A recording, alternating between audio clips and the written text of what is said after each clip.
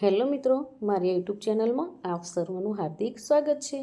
આજે આપણે ધોરણ 5 સ્વાધ્યાય પોથી ભાગ નંબર 3 વિષય ગુજરાતી એકમ 6 અખિયો કી ડિबिया में ચાંદો સૂરજ પહાડ આ એકમનું આજે આપણે સંપૂર્ણ સોલ્યુશન જોવાના છીએ।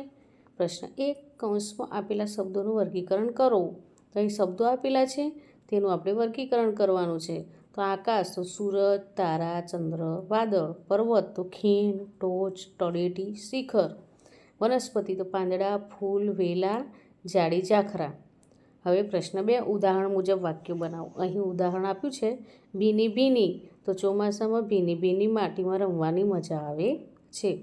તેવી રીતે શબ્દો આપેલા છે ઊંચા ઊંચા, જરા જરા, ધીમે ધીમે, લાંબા લાંબા, જેમ જેમ, વધી વધીને। આના આપણે વાક્યો લખવાના છે। હવે પ્રશ્ન 3, કૌંસમાં આપેલા શબ્દોમાંથી યોગ્ય શબ્દ પસંદ કરી ખાલી જગ્યા પૂરો।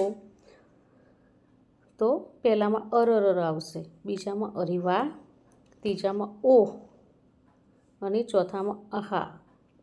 હવે પ્રશ્ન 4, રેખાંકિત શબ્દની જગ્યાએ વાર્તામાં આપેલ સમાન અર્થ ધરાવતા શબ્દો મૂકીને ફકરો ફરીથી લખવાનો છે। તો અહીં આ ફકરો લખ્યો છે। પ્રશ્ન 5, અ વિભાગની પંક્તિઓને બ વિભાગ સાથે યોગ્ય જોડ બનાવી લખો। સપના રે સપના હે કોઈ અપના, પીલે પીલે કેસરી હે ઘાવ, ગીલી ગીલી ચાંદनी की छाव, अखियों की डिबिया भर दे रे निदिया, भूरे भूरे बादलों के भालू, लोरिया सुनाए लारालू। હવે પ્રશ્ન 6, પ્રશ્નોના જવાબ લખો। તો અહીં પ્રશ્નો છે, છોકરો ચંદ્રના વધવા અને ઘટવા પાછળ શું માને છે? તો છોકરો એવું માને છે કે ચંદ્ર રાજી હોય ત્યારે વધતો હશે અને ગમગીન હોય ત્યારે ઘટતો હશે, એમ છોકરો માનતો। ચંદ્રનું મોં ક્યારે વધતું અને ક્યારે નાનું થતું? તો ચંદ્રનું મોં દરરોજ રાત્રે જરા જરા વધતું અને વધી વધીને મોટું ગોળ મટોળું થતું, પછી ધીમે ધીમે નાનું થતું। ચંદ્ર, તારા અને છોકરાના સંવાદથી કોને હસવું આવી જતું? વાદળોને ખડખડાટ હસવું આવી જતું।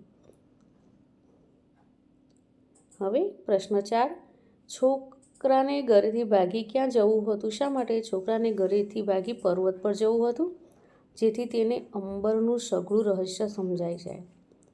પ્રશ્ન 5, ટોચ ઉપર જઈને છોકરાએ શું જોયું? તો ટોચ ઉપર થોડાક જણ એક તાપણાની આસપાસ બેઠા હતા।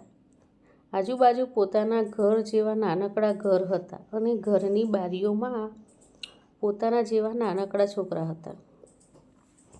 હવે પ્રશ્ન 7, પાઠ્યપુસ્તકના પાના નંબર 93 પર આપેલા ફકરાનું સુંદર અક્ષરોમાં અનુલેખન કરવાનું છે। તો અહીં પાઠ્યપુસ્તકનું પાના નંબર 93 હોય તેના પરથી આખરે ટોચથી ફકરો લખવાનું ચાલુ કરવાનો। તો વિચાર કરતા હશે ત્યાં સુધી સારા અક્ષરે લખો। હવે પ્રશ્ન 8, તમને કઈ કઈ બાબતોનું અચરજ થાય છે? 5 બાબતો લખો। તો અહીં આપણે લખવાની છે।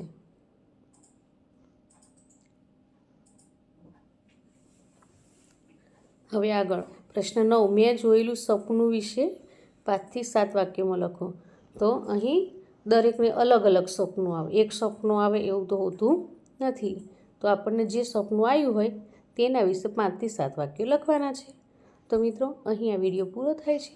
જો તમને આ વિડીયો ગમ્યો હોય તો લાઇક, શેર અને સબસ્ક્રાઈબ ચોક્કસથી કરજો, અને હા, જેને જરૂર હોય તેને શેર પણ કરજો। બાય।